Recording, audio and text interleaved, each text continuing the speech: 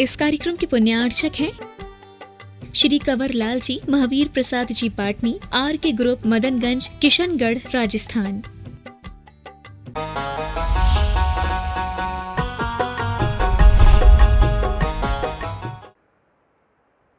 पूरे नगर में गधे के ऊपर बैठाना, पहले गोबर खिलाया जाता था।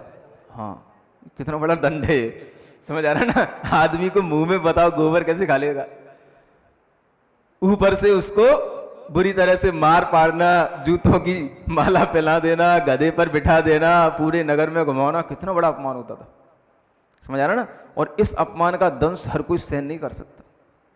उसकी कहानी अभी यहाँ पे पूरी नहीं होती, बहुत बड़ी कहानी है उसकी। आगे वो बड़ा सर्प बनता है और तमाम तरीके की उसकी आगे भी कहानी चलती है।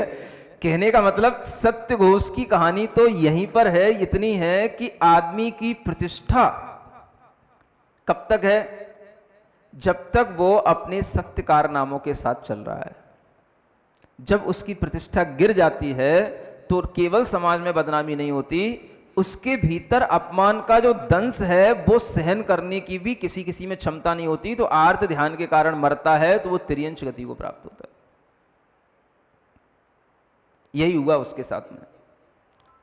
आचार्य कहते हैं कि इस तरह का सत्य भी मत बोलो जो दूसरे के लिए विपदा में डाल दे, और इस तरह का झूठ भी मत बोलो जो दूसरे के लिए विपदा में डाल दे। अब ये दोनों बातें कहने का क्या प्रयोजन है?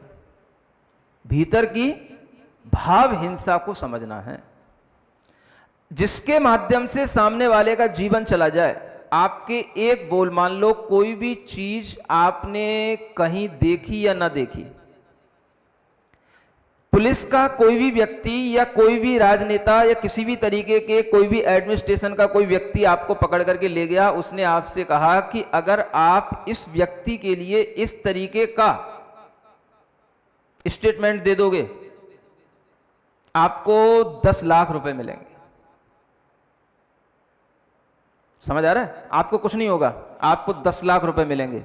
ये इतनी बड़ी चीज है। आपको केवल इतनी सी बात बोलना है, क्योंकि वहां पर गवाही के लिए और कोई नहीं है, गवाही के लिए आपको ही नियुक्त किया गया, क्योंकि उस स्थान पर केवल आप ही थे। भले ही आपको नहीं मालूम कि वहां क्या हुआ, लेकिन आपसे कह दिया गया कि आपको गवाही देना है, आपको 10 लाख रुपए मिलेंगे। आपने कुछ नहीं सोचा कि इस गवाही से किसी की जान जाएगी, किसी का घर बर्बाद होएगा, क्या होएगा, लेकिन आपने 10 लाख रुपए के लालच में वह गवाही झूठी दे दी। समझ रहे हैं ना? हो सकता है कि किसी को पता भी ना पड़े, आपने 10 लाख रुपए कमा लिए, किसी को पता नहीं पड़ा। क्या होगा इस 10 लाख का आप जानते हैं? समझ आ रहा है? ये कोरोना किस लिए आया है? बस एक बार एडमिट होना है। ये इसी तरीके से निकलता है। जो व्यक्ति किसी भी तरह से दूसरों को हानि पहुंचा करके किसी भी तरह से अपनी समृद्धि चाहता है, आचार्य कहते हैं उसका पाप कभी ना कभी जिस रास्ते से पैसा आता है वो उसी रास्ते से चला भी जाता है, पता नहीं पड़ता है। जैसे आता है वैसे चला भी जाता है। समझ आ रहा है ना?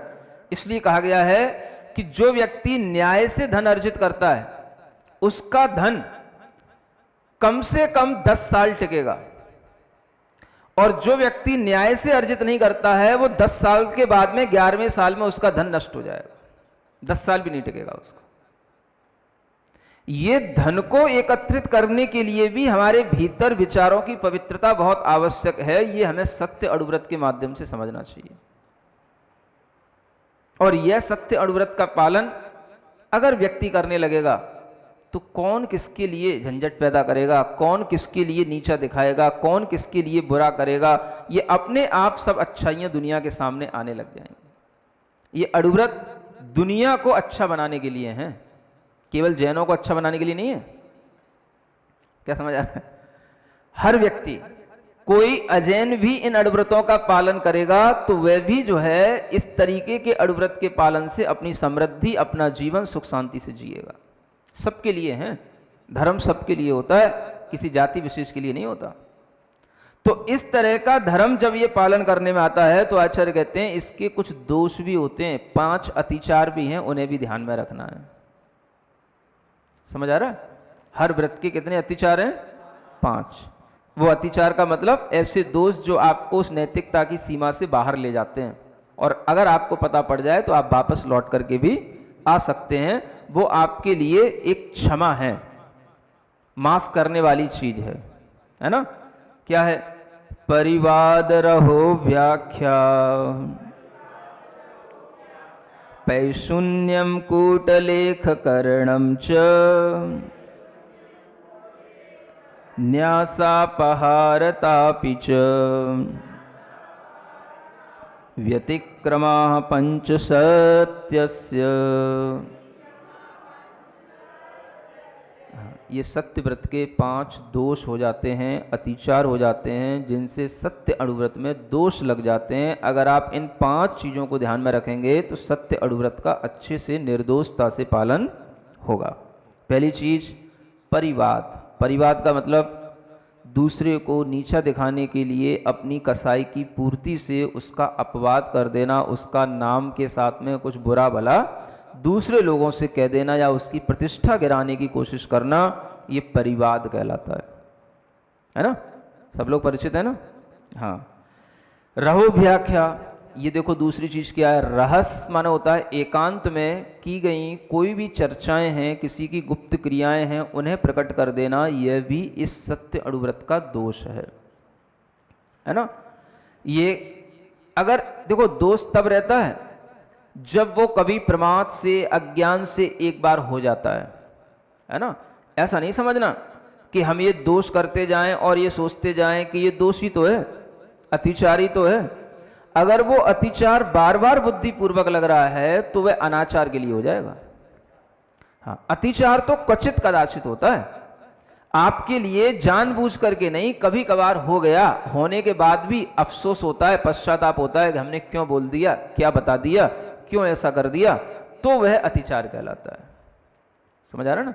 एकदम से कोई बात किसी की कहने में आ गई, मुझे ध्यान नहीं रहा कि वो बात हमें बतानी नहीं चाहिए थी, गलत बात थी, और उसको लोगों ने और गलत तरीके से आगे बढ़ा दिया, तो वो फिर उसके लिए एक पश्चाताप होता है, तो वो अतिचार होता है ना? और जानबूझ करके चलो ठीक है अच्छा बता दिया तो कम से कम दुनिया में उसका बदनामी तो हो गई, ये सब चीजें बाहर तो आ गई, तो इस तरीके से सोचना ये जो है उसका फिर बहुत बड़ा अनाचार दोष हो जाएगा, फिर उसमें तो व्रत ही नष्ट होता है। तो ये भी ध्यान रखना। तो ये जो है रहस्य माने एकांत का कोई भी अभिप्राय है, कोई भी गुप्त क्रिया है, उसको प्रकट करना भी यह असत्य है, झूठ है। समझ आ रहा है ना? आजकल के मोबाइलों पर अनेक तरीके के इस तरह के असत्य चला करते हैं, और आजकल इन मोबाइलों के माध्यम से लोगों का फायदा भी उठाया जा रहा है। इसी तरीके के असत्यों के माध्यम से कोई भी गुप्त क्रियाएं, एकांत की क्रियाएं, उनको मोबाइल में कैच करके और फिर जो है उसके साथ में हमेशा के लिए एक तरह से ब्लैकमेलिंग करना, ये एक तरह का बहुत बड़ा अपराध हो जाता है। फिर ये असत्य नहीं है, ये तो बहुत बड़ी हिंसा हो गई, ये बहुत बड़ा अपराध हो गया, क्योंकि ये तो एक दुराचार की ओर चला गया। लेकिन शुरुआत कहाँ से हुई? तो यहाँ से हुई। तो शुरुआत किसी भी चीज की किसी भी दोष से हो सकती है, वो दोष छोटा होता है शुरू में, लेकिन जब उसका हम बहुत ज्यादा उपयोग करने लगे, प्रयोग करने लगे, और उसके माध्यम से किसी को प्रताड़ित करने लगे, तो फिर व्रत कहीं से कहीं तक बचता ही नहीं, फिर तो वो पाप ही पाप होता है। पैशून्य जिसे हम जानते हैं चुगली करना, निंदा करना, है ना? किसी की बात किसी के पीठ पीछे दूसरों से कहना, बैक बिटिंग जिसको बोलते हैं, ये चीज जो है अपने आप में एक बहुत बड़ा दोष है, असत्य की ओर ही ले जाने वाला है। जो सत्य अणुव्रती होता है वो कभी पीठ पीछे किसी की भी बुराइयां, चुगलियां, निंदाएं, ये सब उसको पसंद नहीं आती या वो करता नहीं, और कभी कभार अगर हो भी जाती है तो उसका पश्चाताप भी वो कर लेता है। ये तो परिचित है ना, सब जानते हैं ना? कूटलेखकरण, कूटलेख का मतलब गलत दस्तावेज तैयार कर देना या गलत किसी से कह देना, किसी ने कुछ वैसा नहीं कहा गया तो भी किसी का कुछ कहा हुआ, किसी का स्टेटमेंट बना करके किसी के नाम से कोई भी रजिस्ट्री करा देना, या उसको किसी भी स्टाम्प पर लिखवा करके उसको पुख्ता बना करके उसके घर पहुंचा देना। समझ आ रहा है ना? ये सब भी क्या है? ये कूटलेखकरण है, जिसके कारण से हम दूसरों को फंसा सकें, दूसरों का फायदा उठा सकें। ऐसे भी लोग होते देखे गए हैं, ऐसे भी मतलब एक भाई ने दूसरे भाई के ऊपर विश्वास करके उसको खाली चेक दे दिया, समझ आ रहा है ना। उसने खाली चेक पे सारी प्रॉपर्टी अपने नाम करवा डाली, खाली चेक पे उसने सारा लिख डाला और हस्ताक्षर उसने पहले कर रखे थे, उसको बिल्कुल कंगाल बना दिया उसने। जीवित सत्य घटना बता रहा हूं आपको, एमपी की एक, समझ में आ रहा है ना। हाँ, ऐसा भी होता है। तो कभी इस तरीके के जो विश्वासघात होते हैं ये तो फिर बहुत बड़े बड़े पाप हो गए, लेकिन ये कभी कभार जैसे हो जाना, हमें पता भी था कि नहीं था और हो गया, तो उसके लिए ये दोष माना जाएगा। अगर आप जानबूझ करके करे हो तो फिर हाँ, फिर तो ये असत्य की कोटि में आएगा, फिर ये असत्य व्रत का अतिचार नहीं कहलाएगा। ये भी देखना पड़ेगा इसमें, हाँ, कि किसकी कितनी इसमें इंटेंसिटी है। और फिर न्यासापहार तापी, किसी की चीज है, कोई न्यास माने रख गया था, उसको हमने अपहरण कर लिया, धरोहर किसी की हड़प ली, सीधी सी भाषा में, है ना।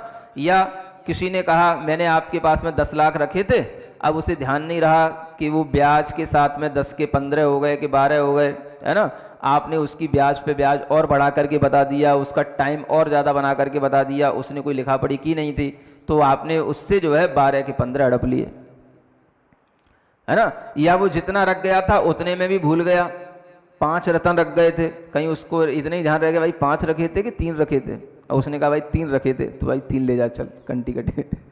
समझ आ रहा है ना। हाँ, 2 तो है ही अपने पास। तो ये भी क्या कहलाएगा, ये भी इस सत्य अनुव्रत का दोष कहलाएगा, है ना।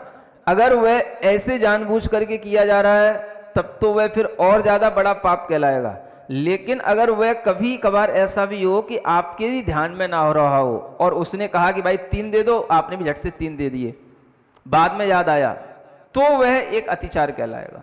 और अगर आप जानबूझ के करते हैं तो फिर वो अनाचार की कोटि में जाएगा। इस तरह से इन 5 बातों को ध्यान में रखते हुए हम सत्य अनुव्रत का अच्छे ढंग से गृहस्थ जीवन में भी पालन कर सकते हैं, और ये पालन करने में कोई कठिनाई नहीं है, बशर्ते कि हमारा अभिप्राय किसी को मिटाने गिराने का न हो, तो सत्य अनुव्रत का पालन भी ये गृहस्थ आसानी से कर सकता है। बोलो महावीर भगवान की। श्रावक अपने गृहस्थ जीवन में रहते हुए भी कैसे अनुव्रतों का पालन कर सकता है, अनुव्रतों के माध्यम से वह कैसे अपनी प्रवृत्ति अच्छी बना सकता है, इस बात का दिग्दर्शन करते हुए अहिंसा और सत्य अनुव्रत के बारे में बताया जा चुका था। आज अचौर्य अनुव्रत के बारे में आगे का यह छंद 57 नंबर का पढ़ा जाना है। निहितं वा पतितं वा सुविस्मृतं वा परस्वमविसृष्टं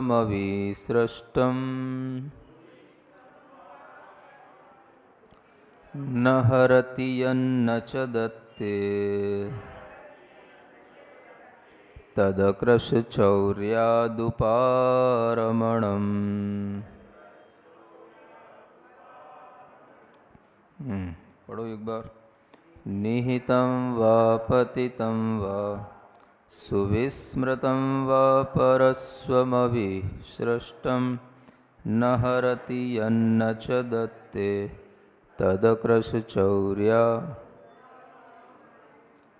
चौर्यादुपारमणम्।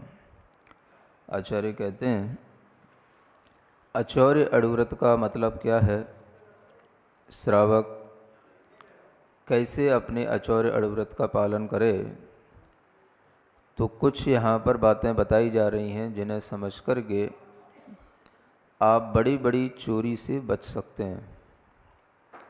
श्रावक को सबसे पहले अपने मन में यह ध्यान रखना चाहिए कि जिस किसी भी वस्तु को वह ग्रहण करने की कोशिश करता है वह वस्तु अपनी है, अपने अधिकार क्षेत्र में है या किसी दूसरे की है, यह ध्यान रखते हुए वह प्रवृत्ति करे। जब भी कोई श्रावक किसी के द्वारा कहीं पर रखी हुई किसी भी पदार्थ को या वस्तु को देखता है तो उसके मन में उस वस्तु को ग्रहण करने का भाव सहज में आ जाता है। अगर उसे पता होता है कि ये वस्तु किसी के द्वारा किसी सुरक्षित स्थान पर रखी हुई है तो उसको उठाने की चेष्टा होना भी चोरी का भाव कहलाता है। सबसे पहले यहाँ बताया जा रहा है निहितम वा। निहित का मतलब होता है जो पदार्थ कहीं रखा हुआ हो।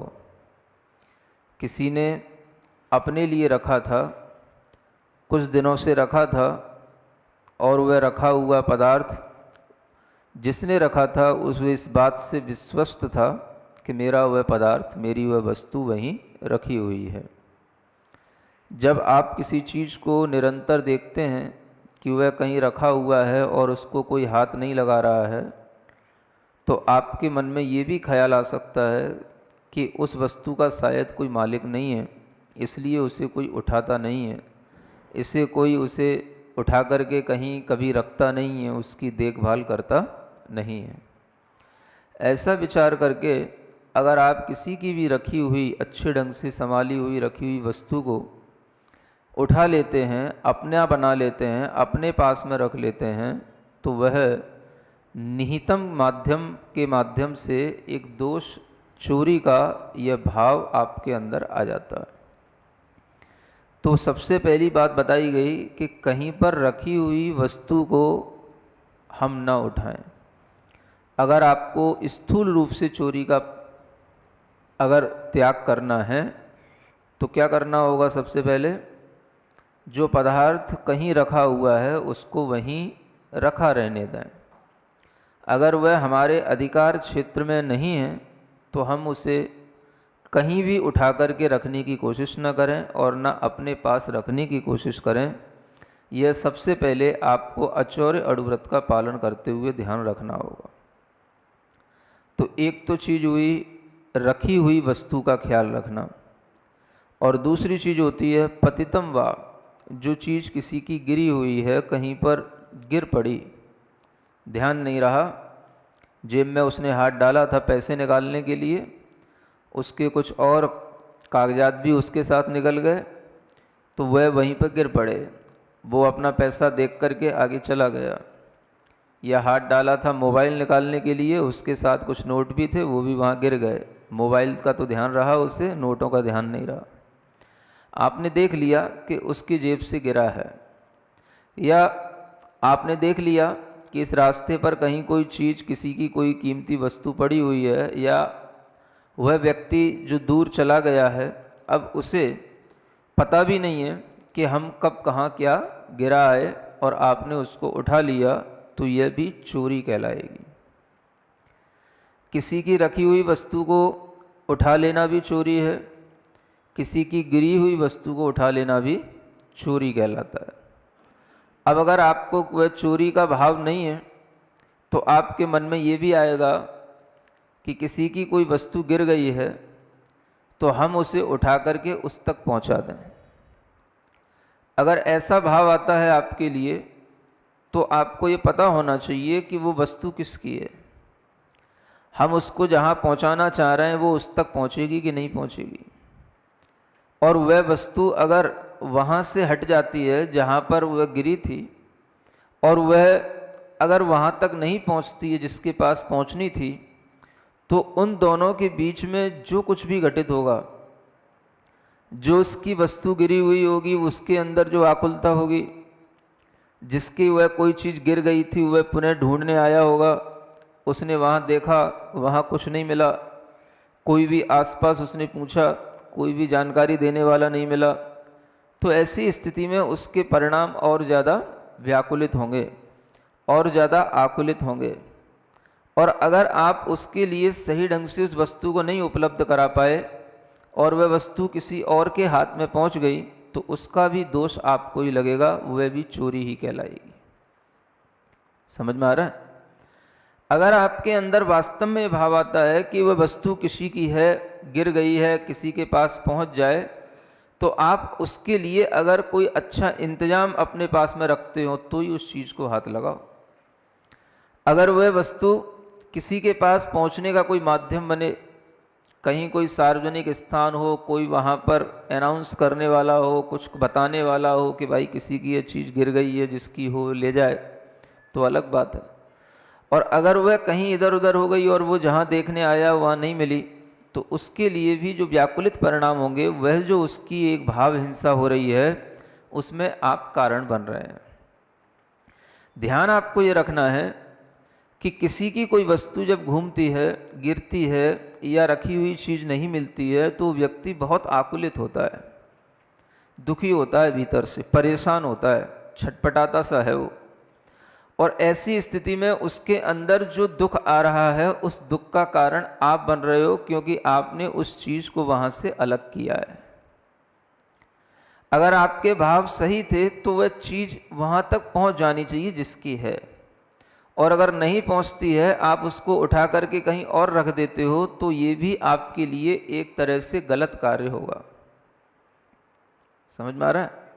अब ये थोड़ी आपके लिए एक मुसीबत भरी बात होगी कि कभी कभार आपको मान लो कोई बहुत सारा पैसा इत्यादि कहीं मिल जाए, कहीं किसी का पर्स पड़ा मिल जाए, और उसमें जो पैसे इत्यादि हैं वो आपको पता नहीं है वो किसके हैं, मिल गए आपको। अब आप क्या करोगे? आप ये सोचोगे कि अगर हम इसको कहीं जमा करा देते हैं, किसी के पास दे देते हैं, तो उसको ये पता होना चाहिए कि यहाँ पर कोई सार्वजनिक स्थान था जहाँ पर कोई चीज़ मिल सकती है। अगर उसकी कोई वहाँ पर घोषणा होती है तब तो ठीक है, और नहीं होती है तो फिर वह चीज़ उसको तो नहीं मिलेगी। आपने कहीं और जमा करा दी तो उसके परिणाम तो आकुलित व्याकुलित होंगे ही। ऐसी स्थिति में आपके लिए अगर अचौर्य अडुव्रत का पालन करना है, तो आपको थोड़ी देर के लिए ये विचार करना ही पड़ेगा कि अगर किसी की कोई चीज़ पड़ी है, तो अगर हम उसको सही जगह तक नहीं पहुंचा पाते हैं तो हम उसको हाथ ना लगाएं। फिर आपके मन में आएगा कोई दूसरा उठा लेगा तो क्या होगा, दूसरा उठा करके कहीं और ले जाएगा, या कोई दूसरा के हाथ में पड़ गई तो फिर वो चीज़ तो कभी किसी को मिलेगी नहीं, तो क्या होगा। तो अब आप अगर उसके बारे में कोई जानकारी नहीं रखते हो तो आप उसकी चिंता मत करो। समझ में आ रहा है? अपने आप को बचाने का ये एक बहुत अच्छा तरीका है। या तो आपको पता होना चाहिए कि वह चीज़ किसकी है, सही बात सही जगह पर पहुंच जाए तो आप उसको उठाओ, और अगर ऐसा नहीं है तो फिर आप उसको उठाने की कोशिश ना करो, देख कर के भी अनदेखा करने की कोशिश करो, तो आपका अचौर्य अडुव्रत पलेगा। सुन रहे हो पाता है ऐसा? वैसे तो बहुत सरल है, और सरल इसलिए कि आप कहोगे महाराज आजकल कहीं कुछ गिरा पड़ा कहीं मिलता ही कहाँ है है ना? हम तो दुनिया में घूमते ही रहते हैं, किसी का कहीं कुछ गिरा पड़ा कभी मिलता ही कहाँ है।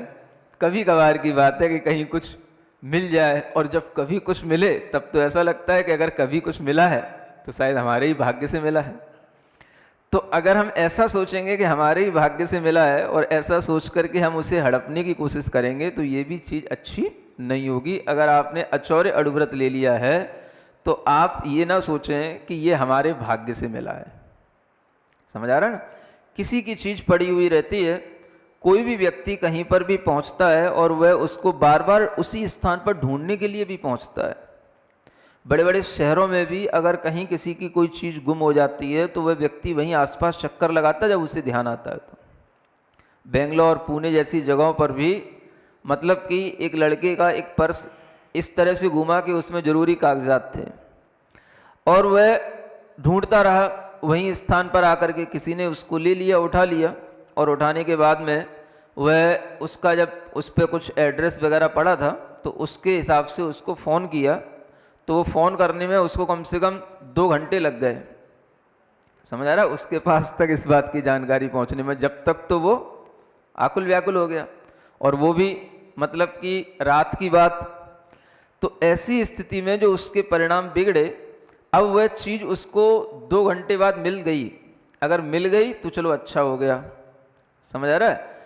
अगर वो नहीं मिलती है तो जो है उसके लिए जो परिणाम बिगड़ते हैं, जो व्यक्ति उसके परिणामों को बिगाड़ने में निमित्त बनता है, तो वह भी उसकी दोष का भागी होता है। तो आचार्य कहते हैं आपको अपनी सुरक्षा खुद बनाए रखने के लिए किसी की पड़ी हुई रखी हुई चीज को उठाने की कोशिश नहीं करना है। समझ आ रहा? ये बात अगर अपनाई जाए तो बहुत कुछ आपत्तियों से बचा जा सकता है। और कई बार आपने देखा होगा कि इस तरह की आपत्तियां पहले बहुत आने लगी थीं जब लोगों को हिदायत दी जाती थी कि कहीं पर भी प्लेटफॉर्म पर या कहीं कोई सार्वजनिक स्थान पर कोई पैकेट पड़ा है, कोई वस्तु पड़ी है, तो आप उसे उठाएं नहीं, उसमें कुछ भी हो सकता है। समझ आ रहा है? अब ये वही चीज तो है।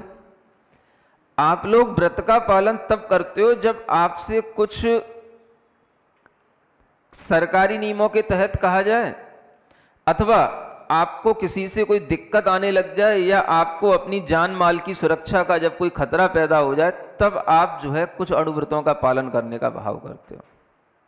लेकिन अगर इन अणुव्रतों को हमेशा ध्यान में रखा जाए तो ये सरकारी नियम या इस तरह की हिदायतें देने की जरूरत ही क्या पड़े। हर आदमी के लिए अगर ये ज्ञान में हो कि हमें किसी की कहीं पर भी चौराहे पर, प्लेटफॉर्म पर कोई भी चीज़ें पड़ी हुई हैं, हमें किसी की चीज़ को हाथ नहीं लगाना और उसी तरह से डरना जैसे कि मान लो वो बॉम्ब भी हो। अगर हम इसी तरह से पराई वस्तु को हाथ लगाने से डरेंगे तो हमेशा आपके अंदर अचौर्य व्रत का भाव बना रहेगा।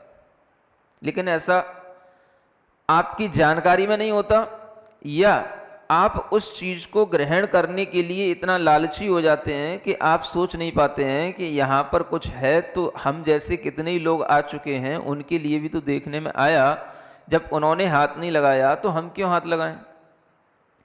तो ये विचार जब आपके अंदर आने लगे तभी आपकी सुरक्षा अचौर्य अणुव्रत के माध्यम से होगी।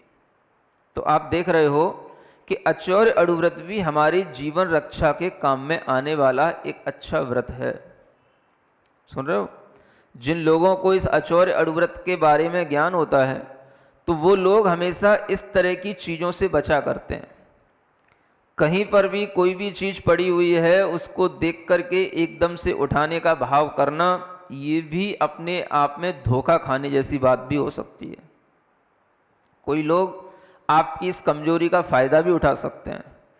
कई बार लोग तरह तरह की मजाक भी करते हैं। उन्हें पता होता है कि लोग जिस रास्ते से गुजरेंगे वहाँ पर अगर कुछ ऐसा डाल दिया जाएगा तो वो उसको उठाएंगे, और उठाने के बाद में वहाँ पर कुछ भी हो सकता है, कोई गंदगी भी उसके नीचे हो सकती है। समझ आ रहा है? ये कई तरीके लोग परेशान करने के भी अपना सकते हैं, लेकिन आपकी सुरक्षा किससे है? आपके अपने अचौर्य अणुव्रत के भाव से। अगर व्यक्ति अचौर्य अणुव्रत के भाव में रहे तो कभी इस तरह की उसे दिक्कतें ना आए जो कभी कभी हमें सरकारी तौर पर समझाई जाती हैं कि आप किसी भी कहीं भी रखी हुई पड़ी हुई वस्तु को हाथ न लगाएं। समझ आ रहा है? अब तो कहाँ तक समझाया जाने लगा, आपने अगर किसी भी चीज़ पर हाथ लगाया है, कोई भी चीज़ आपने छुई है, और उसके बाद में यदि आप अपने हाथों का उपयोग किसी भी तरह से अपने शरीर के लिए भी कर रहे हो, मान लो अपने वही हाथ आपको अपने मुंह पे भी लगाने हैं, तो भी आप पहले उन हाथों को सैनिटाइज कर लो। समझ आ रहा है? हर किसी वस्तु को छूने से पहले आपके मन में ये विचार आए कि वस्तु हमें दी जा रही है या ये हम अपनी तरफ से ले रहे हैं। आचार्य कहते हैं अगर आपके लिए वह वस्तु किसी के बिना दिए हुए ग्रहण करने में आ रही है तो वह भी एक चोरी का निमित्त है, और चोरी के माध्यम से ही वो सब ग्रहण किया जा रहा है। तो यहां पर कोई तीन चीजें दी हैं, एक निहितम, एक पतितम, और एक लिखा है सुविस्मृतम वा। समझ आ रहा है? सुविस्मृत का मतलब है कि किसी के द्वारा कोई रखी हुई चीज कहीं उसके दिमाग से विस्मृत हो गई, भूल गया, कोई कहीं रख गया था, पता नहीं पड़ा, फिर उसे ध्यान नहीं रहा कि मैं कोई चीज कहाँ रखाया था, अब वो तो भूल गया और आपको मिल गई। तो आप क्या करें? आपके अंदर अब ये भाव आना चाहिए कि या तो किसी परिचित की हो तो उसके पास तक पहुंचाया जाए, और अगर नहीं है तो उसको यथास्थान रखा रहने दिया जाए। समझ में आ रहा है? कई बार लोग जब दर्शन करने आते हैं तो अपनी चावल चढ़ाने की डिबिया भी भूल के चले जाते हैं। समझ आ रहा है ना? हाँ, कहीं बाहर से आते हैं तो वो छोटा सा एक थैला सा लेके आते हैं, वही छोड़ के चले जाते हैं। समझ आ रहा है? कभी कभार जब उन्हें थोड़ी दूर जाने के बाद याद आता है और वो लौट करके आते हैं या किसी से पूछते हैं कि वो चीज़ देखना वहाँ पर रखी हुई है, अगर वो यथास्थान रखी रहेगी उसको मिल जाएगी। समझ आ रहा है? अगर वहाँ से किसी ने उठा करके कहीं और रख दिया तो वो कहेगा भैया वो वहाँ पे नहीं है। आपने रख तो दिया सुरक्षा के हिसाब से, चलो यहाँ से उठा करके आपने कहीं ऊपर और ऊंची स्लैब पर रख दिया, कहीं और ऊंची अलमारी में रख दिया, कहीं रख दिया, लेकिन वो जहां ढूंढ रहा था वहां तो नहीं मिली। तो ये भी एक दूसरे के लिए दिक्कत देने वाली चीज हो सकती है। आपको ये ध्यान रखना है कि किसी की वस्तु के माध्यम से अगर हमारे अंदर कोई किसी भी चीज को कहीं व्यवस्थित भी करने का भाव आ रहा है तो हम ध्यान रखें कि उस व्यवस्थित करने की प्रक्रिया से भी किसी के लिए कोई पीड़ा ना हो जाए, वो ढूंढने आए तो उसको मिल जाए। तो विस्मृत हुई चीज को भी, किसी की द्वारा भूली हुई चीज को भी हाथ नहीं लगाना। ये भी क्या है? ये अचौड़ अड़ुरत का पालन करने के लिए, ठीक है ना? और चौथा एक और लिखा हुआ है, परस्वम अविसृष्टम। दूसरे का जो धन इत्यादि है, स्व माने होता है धन। समझ में आ रहा है? देखो, धन के लिए स्व कहा गया है। स्व माने, वैसे तो स्व माने होता है अपना, और यहां स्व माने क्या लिखा है?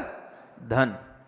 क्योंकि हर किसी को अपना धन ही अपना लगता है, और अपने धन से उसको इतना अपनापन होता है कि उसके प्राण भी उसके धन में ही टिके हुए होते हैं। इसलिए आचार्यों ने यह भी कहा है कि 10 प्राण तो आपके जीवन चलाने के लिए हैं, लेकिन 11वां प्राण तो क्या है? 11वां प्राण है अन्न। क्या है?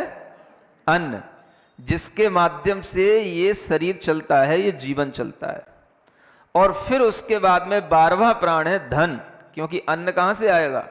जब धन होगा तो अन्न आएगा। तो धन भी आदमी का एक प्राण हो गया है। गृहस्थ के लिए धन ही उसका प्राण होता है। वो अपनी इच्छा से वो प्राण निकाले तब तो ठीक लगता है उसको, और अगर कहीं कुछ भूल गया हो, कहीं कोई किसी ने वहां से उठा लिया हो, या उसकी इच्छा के बिना कुछ कम हो गया हो, तो उसके लिए बड़ी आकुलता हो जाती है।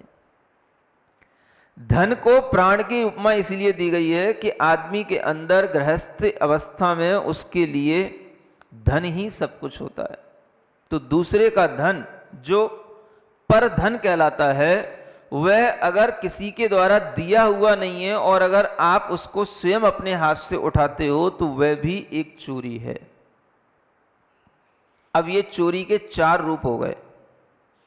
एक तो किसी के द्वारा कहीं अच्छे ढंग से रखा हुआ, एक किसी के द्वारा कोई चीज गिरी हुई, एक किसी के द्वारा भूली हुई, और एक किसी के द्वारा बिना दी हुई आपने ले ली।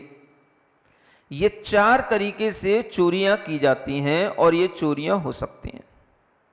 तो आचार्य कहते हैं अगर आपको अचौर्य अणुव्रत का पालन करना है तो इन 4 चीजों पर ध्यान दो। हम किसी भी पराई वस्तु को, पराये धन को जो कहीं पर रखा है, भूला हुआ है, गिर पड़ा है, या किसी ने हमें नहीं दिया है, तो हम उस धन को हाथ नहीं लगाएंगे,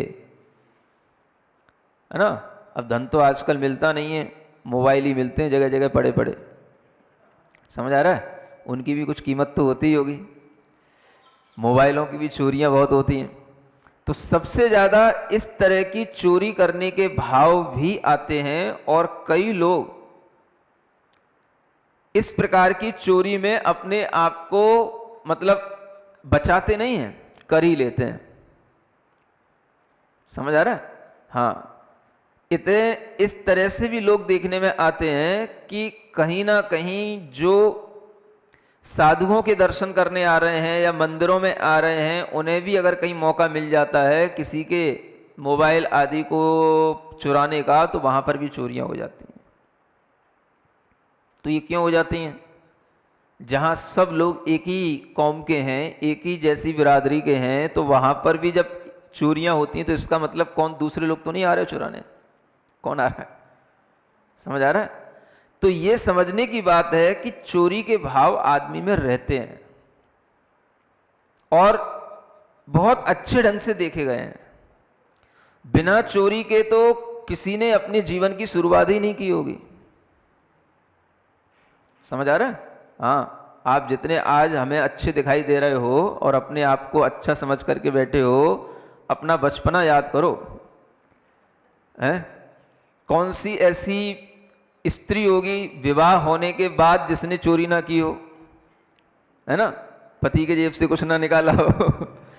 और कौन सा ऐसा बेटा या बेटी होगी जिसने अपने घर में कुछ ना कुछ, है ना, न चुरा करके किसी से, मतलब अपने ही घर के ही, भले ही वो चीजें अपनी ही होती हैं लेकिन फिर भी बिना बताए भी ली जाती हैं। समझ आ रहा है? दूसरा देख ना पाए, उसको देखे बिना ही उसको ग्रहण करने का भाव आता है। बच्चे भी करते हैं, बड़े भी करते हैं। समझ आ रहा है? और इस तरह की चोरियां कई तरह से होती हैं। केवल धन की चोरी नहीं होती, केवल मोबाइलों की ही चोरी नहीं होती, खाने पीने की चीजों की भी चोरियां होती हैं। समझ आ रहा है? हाँ, आप याद करो, आप इतना यहां पर शुद्ध बने बैठे हो, ऐसे कौन से लोग हैं जिन्होंने अपने घरों में कभी खाने पीने की चोरी भी चुपचाप छुपा करके न खाई पी हो और न चोरी करके खाया पिया हो? समझ आ रहा है? नहीं होता? सब भूल गए कह रहे। ये चोरी करना आदमी के लिए एक उसकी आदत सी बन जाती है। समझ आ रहा है? और आजकल ये चोरियां तो एक बड़े बड़े रूप में होने लगी हैं। हाँ?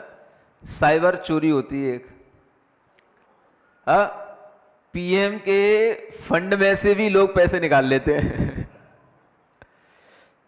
अब समझो आप कितने बड़े बड़े चोर हो गए।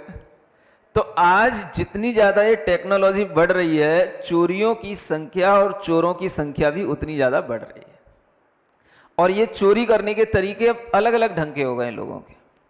बैंकों में हिसाब किताब में चोरियां होती हैं। कई तरह से लोग चोरी करने के लिए कई अधिकारियों से सलाह लेते हैं।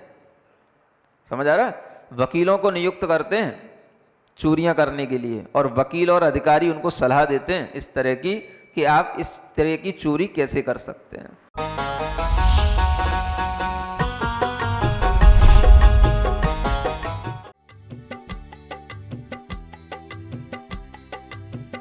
इस कार्यक्रम के पुण्यार्चक थे श्री कंवर लाल जी महावीर प्रसाद जी पाटनी, आर के ग्रुप, मदनगंज, किशनगढ़, राजस्थान।